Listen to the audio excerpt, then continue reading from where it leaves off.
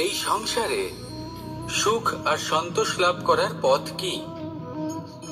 ত্যাগ করা নাকি মেনে নেওয়া?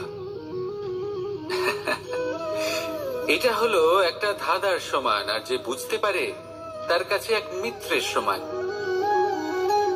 দেখুন, আপনি যা বদলাতে পারেন তা আপনি বদলে ফেলুন, যা আপনি বদলাতে পারবেন না তা আপনি স্বীকার করে নিন, আর যা মেনে নিতে পারবেন না তাকে নিজের থেকে আলাদা করে দিন। ধরুন, আপনার কোনো অভ্যেস আছে যা আপনি বদলাতে চান, বদলে ফেলুন।